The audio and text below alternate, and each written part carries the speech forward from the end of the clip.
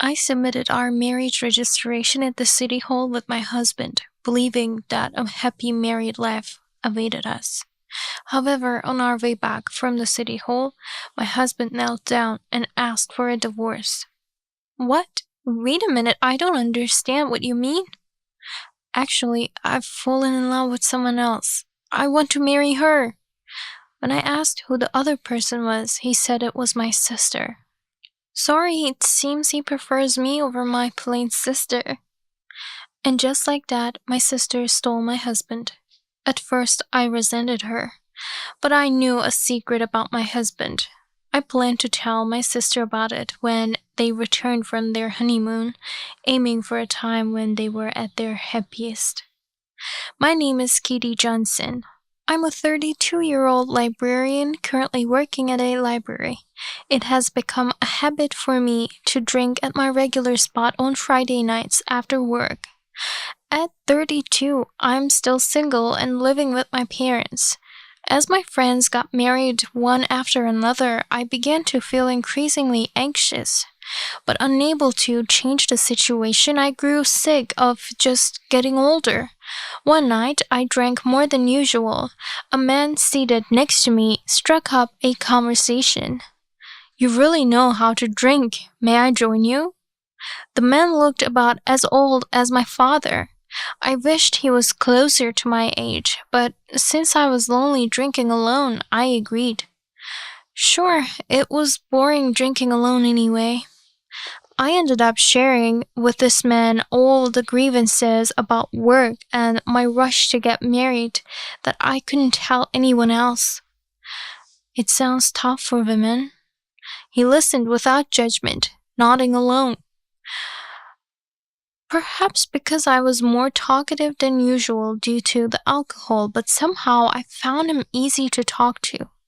After getting all my complaints off my chest, I suddenly came to my senses and apologized. I'm sorry for rambling so much to someone I just met. No worries at all. I like listening to people, so don't mind me. He smiled kindly, showing concern for me. But still, to carry so much stress, it looks like you don't have many people to talk to. If you'd like, shall we drink together again? I'll listen to your complaints. That's too kind. Really, next time I'll listen to your complaints if you have any. I'd be happy to join you again. That's how we ended up exchanging contact information and parted ways for the day. When I asked for his contact, I learned his name was Tony. Take care not to have a hangover. Yes, thank you. Although I usually felt lonely on my way home, that day was different. Being able to talk to someone helped me sort out my feelings, and I walked home with a lighter step. When I arrived home, the house was dark, as if everyone was asleep. I walked quietly down the hallway, trying not to wake my family, when I met my sister Mandy in front of the bathroom. Oh, big sis, you're just getting home. You're quite late today.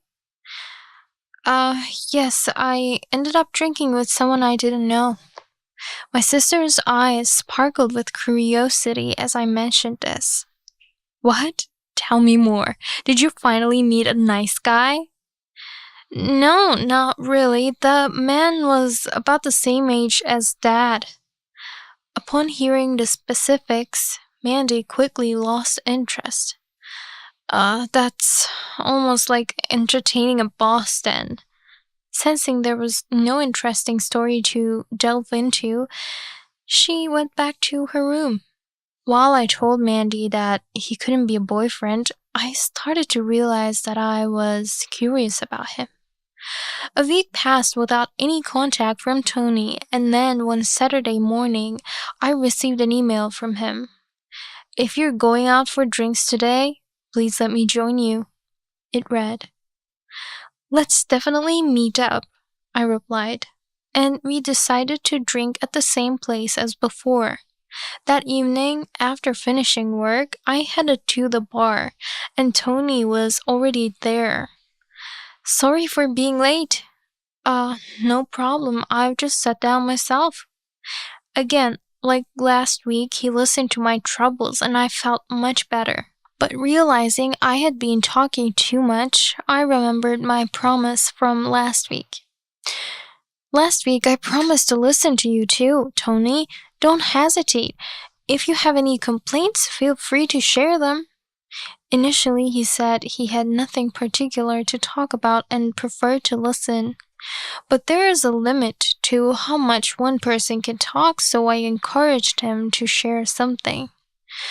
Well, I have a female subordinate, and it's hard to understand what young women these days are thinking. Tony shared a concern with me that I felt I could help with, even if just a little, and I listened attentively. In the flow of our conversation, I became curious about his age and profession, so I asked him. After some thought, he reluctantly answered, "Well, I do a bit of management, and I'm turning 58 this year. Probably around the same age as your parents, right?" I was surprised. My parents were a year younger than him. I worried if I had been disrespectful or rude in my drunken state, not knowing his age. "Oh, I'm sorry. I didn't mean to rant and be disrespectful to someone so much older. And I didn't know you were a president. That must have been really troubling for you." "No, not at all. I was happy you spoke to me so freely, as if we were friends despite the age difference. And I dislike revealing my status because it makes people act reserved like now. Let's continue talking without worrying about that." Tony initially hesitated when I first asked about his job because he didn't want my attitude towards him to change after knowing. I decided that if Tony preferred not to talk about work, I would respect his wishes. After that, we became friends beyond the barrier of age, with me often doing most of the talking while Tony listened kindly with a smile. One day, after about a year of this drinking buddy relationship, Tony said he had something he wanted to talk about. It was rare for him to talk about himself, so I was intrigued. "Absolutely. Anything is fine. I'll listen if I can help." "Actually, I met someone I'm interested in." Seeing him blush as he spoke, I felt a pang of sadness. "Oh, she's very kind to me, bright, and a wonderful person." Tony praised her attributes to me.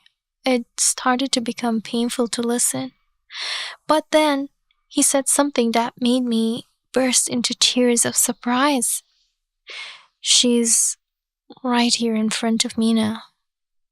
At that moment, my hands trembled a bit from joy as I asked him if he was serious.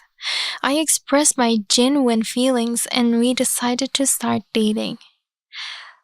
There's quite an age gap, like that between a parent and child. Is that okay?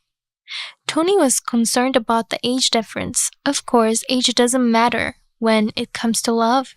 I told him it didn't bother me, and he seemed relieved. From then on, instead of suggesting we go for drinks, he would ask me out on dates. It felt awkward at first, but now I feel we've gotten used to being a couple. Half a year into our relationship, Tony proposed. Though our dating period was short, we had known each other for quite some time. Knowing his character well, I gladly accepted. I had no objections to marrying him, but I wanted to submit our marriage registration on a specific date. So I'd like to submit our marriage registration on March 10th, 2 weeks from now. March 10th is also the anniversary of the day we met. Is it okay if we remain engaged until then? Of course, I'm not worried about the specifics. He agreed to my wishes. He also said he wanted to meet my parents. Your parents might be worried about me being so much older. I want to explain my feelings to them until they understand. Right. I want my parents to be convinced too. We agreed to discuss the schedule with my parents that night and then went our separate ways. I was nervous about how to explain it to my parents as I headed home. When I arrived home, my parents were already in their bedroom, so I couldn't talk to them. I decided to discuss it the next morning but was stopped by Mandy coming down to take a bath. Just got home? Uh, yeah. I hadn't told my parents yet about the proposal or that he would be coming to greet them, so I wanted to keep it hidden from Mandy for now. But Mandy was perceptive. Your face is all red. What's up? Did something happen with your boyfriend that has you so excited? I tried not to show it, but she guessed right and my shoulders twitched. Seeing that, Mandy began to smirk. Huh, haven't you told mom and dad yet? From my expression, she guessed the truth one after another. Embarrassed, I tried to change the subject. Enough already, go take your bath. I need to take one too. Hey, let me meet your boyfriend. She seemed amused and asked to meet him. I didn't want to introduce him just for her amusement and gently refused. Why? He's quiet and a complete opposite of you, Mandy. You might not enjoy it. Despite my words, Mandy persisted in wanting to meet him. But I thought it wasn't right to introduce him to her before my parents, so I firmly refused. Realizing my resolve, she didn't push further. The next day, I told my parents about him and discussed a time for him to greet them. They were very pleased and actively suggested available dates. Even after mentioning the age difference, they said they didn't mind if I was fine with it. I was truly grateful to have such understanding parents. However, Mandy, who had eavesdropped, exclaimed loudly, What? Your boyfriend is 58 years old? Is he that guy you met at the bar you mentioned before? That's not a boyfriend, that's a dad. It's none of your business, Mandy. Leave it alone. Saying this, I had her leave the living room. Then my mother asked when our next date was. It's this Friday night. We always promise to go out for drinks on Fridays. As we talked, I noticed a shadow move behind the frosted glass of the living room door. Mandy was probably eavesdropping again. I quickly checked the hallway, but she had already run off. Then, on the promised Friday, I headed straight to the bar after work. As I approached Tony, waving at him, he looked puzzled. Who is that woman? What? Oh! I followed you. Mandy had been waiting outside my office and followed me as I left. Go home right now. Aw, but I came all this way. Watching Mandy throw a tantrum, Tony, unfazed, smiled and said, Now, Katie, calm down. Since she's come all this way, why don't we all have a drink together? As per my fiancé's request, I couldn't just dismiss her. Tony must have felt compelled to agree even if he didn't want to. Yay! Thank you! Tony, I'm sorry about my sister. I'll scold her when we get home. I apologized several times, but Tony said it was okay and even made room for Mandy at the table. Then Mandy began to ask him all the questions I had hesitated to ask because I thought they might be rude. Tony, you're quite reserved, aren't you? Were your parents like that too? Yes, my parents were like that too. They have both passed away now, but it was a very strict household. I didn't know that Tony's parents had died. It was a bit of a shock to find out from Mandy and not from him directly. As I was reflecting on how I always talked and never really knew much about Tony, Mandy continued to uncover more. Do you have any siblings? I have one brother, but he moved overseas and we haven't been in touch for many years. All this was new to me. Mandy even managed to ask something I had long wondered about. By the way, what do you do for a living? I manage a business. Wow, are you a CEO? She was more eager in her questioning than I had been. Surprisingly, Tony, who had been reluctant to discuss his profession, answered her directly. I couldn't hide my astonishment. Perhaps because she's the sister of his fiancée, he answered honestly, fearing that keeping secrets might lead to opposition to our marriage. However, Tony didn't seem to be uncomfortable. He seemed genuinely pleased to be praised by Mandy, and to share about himself, I felt somewhat defeated. Sorry, I need to use the restroom for a bit. I said this to cool off and clear my head. After about 10 minutes, I felt calmer and returned only to find Tony and Mandy looking even closer and having fun. Ah, sis, welcome back. I was just reading Tony's palm, and guess what? He has a marriage line. That's great, isn't it? Mandy had touched his hand, making Tony blush a bit. I felt I couldn't sit with them any longer, and suggested we call it a night. What? We haven't even eaten yet, and it's only 8 p.m. Katie, are you feeling unwell? He was concerned about my health, but I responded coldly because I felt slighted. The atmosphere became awkward, but Mandy stepped in to suggest we wrap up for the day. Though we were supposed to go home together, Mandy said she was still hungry and decided to eat at another restaurant, so we parted ways separately. See you at home, sis? I went straight home without responding to Mandy. Lying on my bed, I reflected on my behavior today, acknowledging it wasn't great, and I drifted off to sleep. Then came the weekend of March 10th, the day to meet the parents.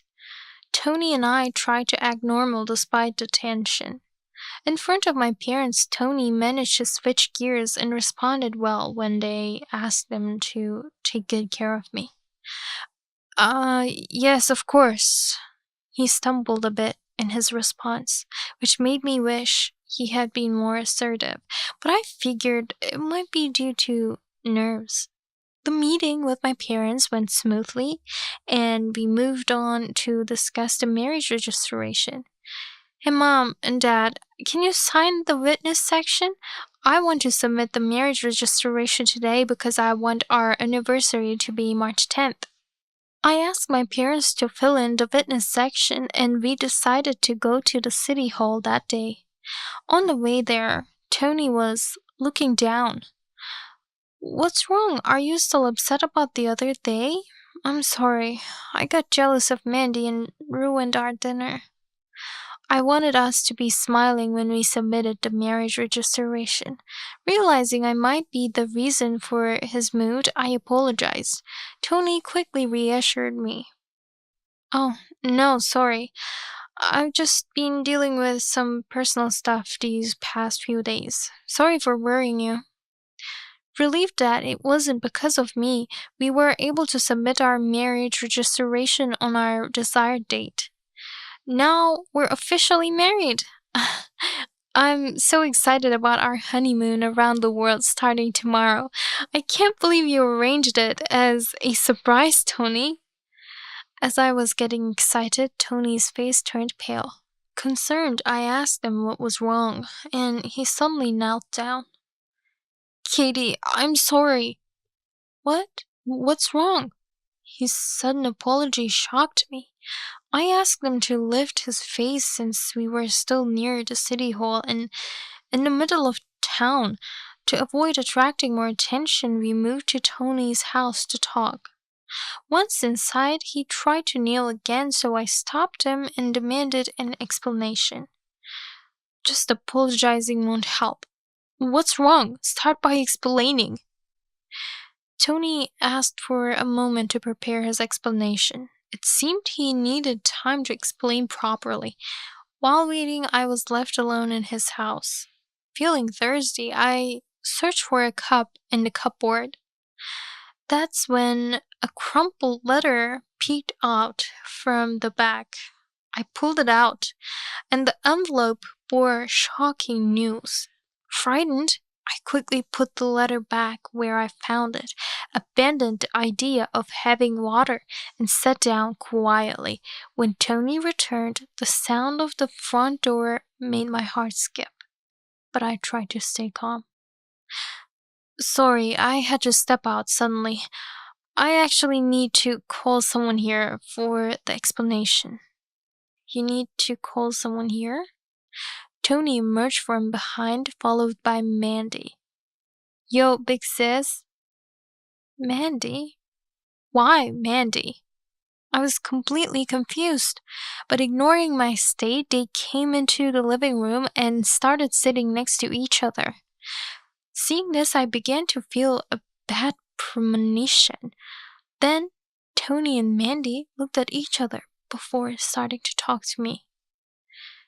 Katie, I can't marry you after all. I've fallen in love with Mandy. Please, let's get a divorce. We had just submitted our marriage registration, yet here he was, talking about divorce, and I couldn't keep up with the situation.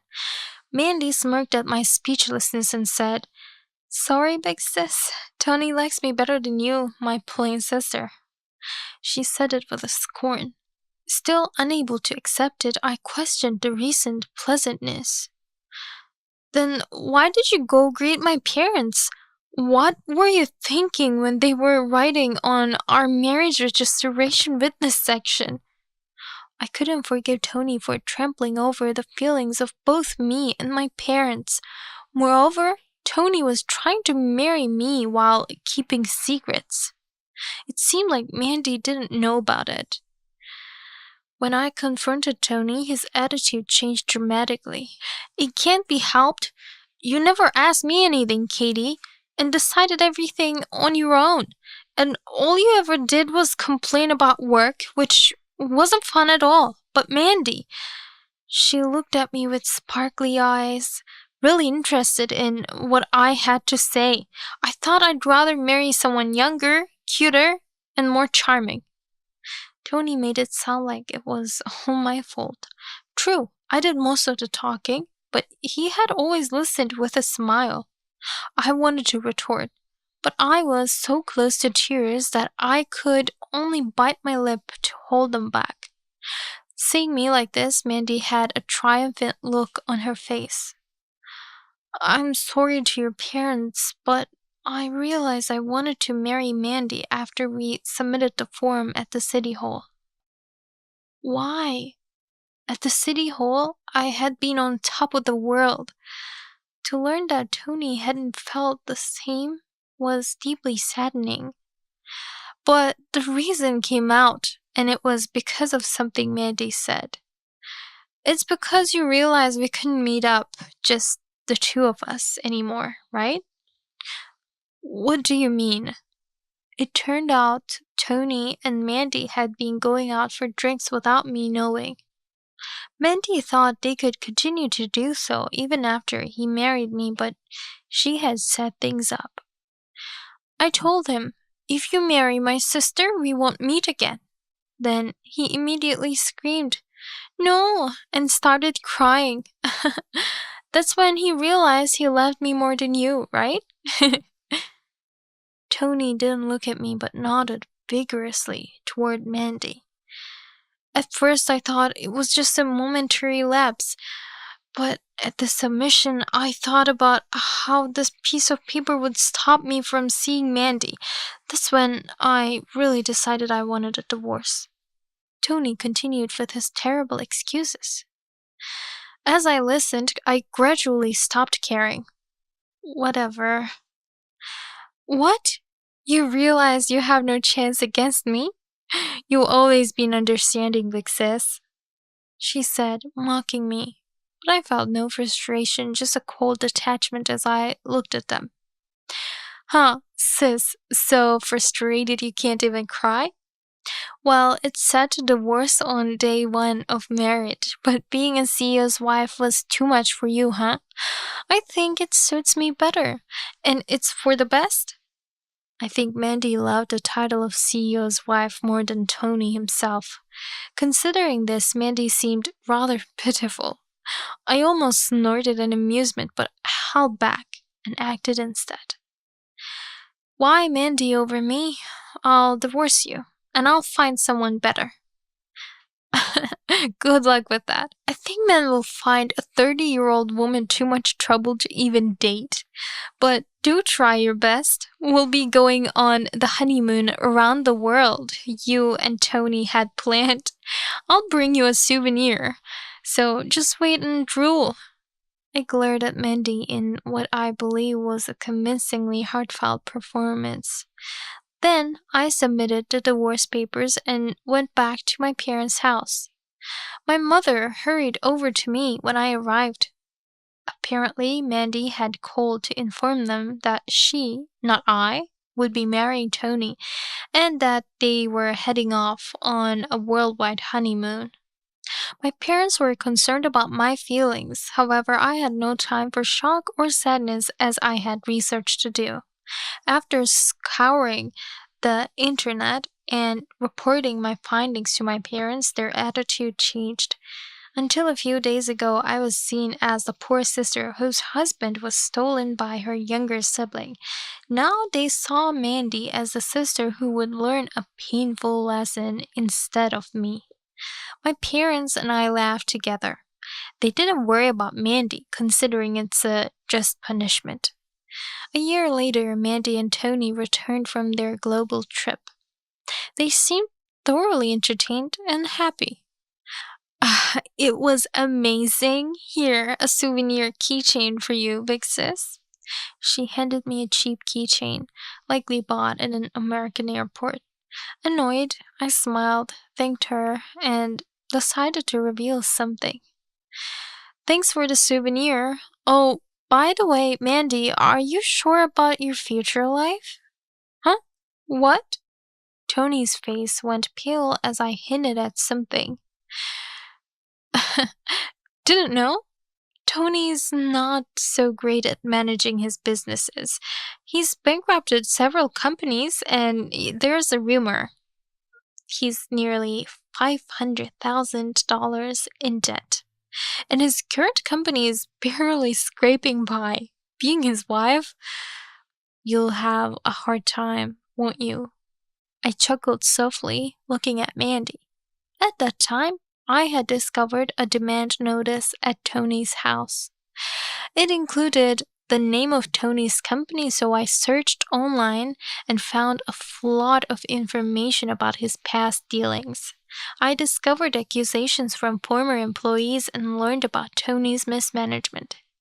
When I shared this with Mandy, she froze completely, and a few seconds later, she began to question Tony in disbelief. What do you mean? You never mentioned this. People usually talk about these things before getting married, right? But Mandy, you never asked anything beyond the fact that I was a CEO. Besides, I'm not obligated to tell you everything. He insisted that it was Mandy's fault for being deceived. Mandy, who had been happily clinging to Tony just moments before, now completely flipped her attitude and screamed about getting a divorce. This is the worst. I'm getting a divorce too. What? Then you have to pay back half of what we spent on the honeymoon. I used the last of my money to win a lottery that paid for our trip, and it was supposed to be a 6-month trip. But because of your demands, it took a year. You owe me a substantial amount of money if you want to make this right. Tony also exploded with complaints against Mandy. Whether they divorced or not, my parents and I had nothing to do with it. My father told him to take their argument outside if they were going to continue. Eventually, after arguing all day, it was decided that Mandy would pay the travel expenses and they divorced. However, Mandy had always been a part-timer and couldn't come up with such a large amount of money. immediately. She came to our parents' house seeking help but was, of course, turned away. Too bad. Unfortunately, both mom and dad are on my side. We won't let you into the house anymore, and we're cutting ties with you. If you don't leave soon, I'm calling the police. Don't say that. Help your poor sister who got deceived, big sis. Mandy pleaded in a pleading tone, her eyes tearful. But such tactics wouldn't work on me. You dare say that after you tried to steal my happiness? I won't talk to you ever again, and I'll ignore you if you come to the house. You're on your own now. So, good luck. Bye. I said this and ended the call on the door monitor. Mandy stayed ringing the bell and sitting in front of the house for a while, but due to the neighbor's stares, she eventually felt uncomfortable and left. Since then, I've had no contact with Mandy. A mutual friend once told me that Mandy is now living in a cheap apartment with rent less than $300. She's been saving money by working part-time, but during that time, she was also courted by a new man and got deceived again. She was lured into a dubious business, claiming she could make over $1,000 a day, and was swindled by the same man who invited her to invest. She seems destined to continue leading a tragic life without learning from her mistakes. I learned from the news on TV that the company Tony managed went bankrupt. Apparently, his existing debts have ballooned to the point where he will never be able to pay them off in his lifetime. Online articles about Tony were quickly compiled, and he was a hot topic for a while, receiving lots of backlash. Now, with a bad reputation in the banking and business community, he's unlikely to manage another company.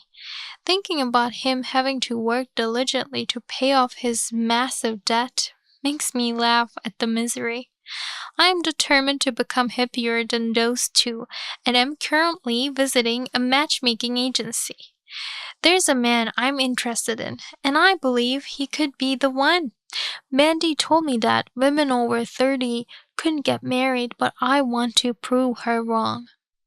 Just thinking that I will definitely lead a happier life than those two fills me with joy. I am determined to be happy no matter what.